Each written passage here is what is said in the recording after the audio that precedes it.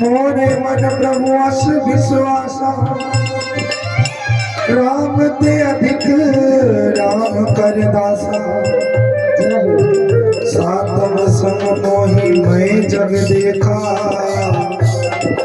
भगवान कहते मोते सत्य अधिक करी देखा। भगवान कहते हैं कि मैं संतन को दास संत मेरे सिर मुकुट मणि।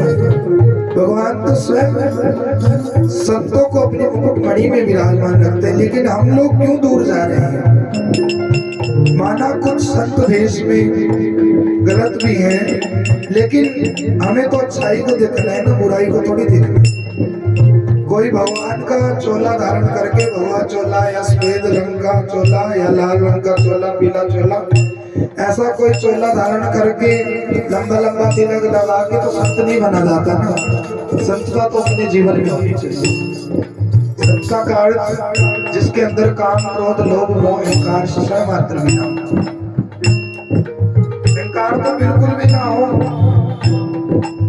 काम और अहंकार साधु के लिए महान नुकसानदायक है, लेकिन लोभ यदि भक्ति का है तो फिर भी अच्छा है। लोभ यदि ठाकुर सेवा का है तो फिर भी अच्छा है।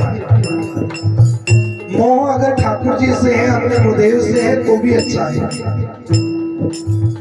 कुछ हद तक क्रोध भी अच्छा है, अगर किसी गलत कार्य को देखकर क्रोध किया जाए वो भी अच्छा है। लेकिन काम वासना जिसके अंदर आ जाए उसकी संतता नष्ट हो जाती है, वो संत नहीं है। गृहस्थी के लिए कुछ समय के लिए संतान उत्पन्न करने के लिए काम आ जाए तो फिर भी ठीक है, वो तो नियम है। लेकिन अहंकार जिसका पता नहीं लगता कब आ गया, अहंकार तो भक्ति का भी बुरा है, किसी भी हालत में नहीं आना चाहिए। और इस अहंकार से दूर करने के लिए केवल एक सत्संग ही सहारा है और कोई नहीं। आप जब सत्संग में बैठते हो, कीर्तन में बैठते हो, जागरण में, तो आपको अपने सब दुख दर्द भूल जाते हैं। क्यों भूल जाते हैं पता है?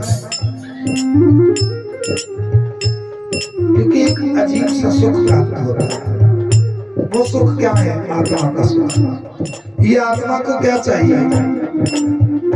केवल और केवल भगवान नाम। मनुष्य जीवन मिला भगवान का भजन करके उनको पाने के लिए, लेकिन हम संसार में इतने व्यस्त हो गए कि भगवान की तरफ तो हमारा ध्यान नहीं।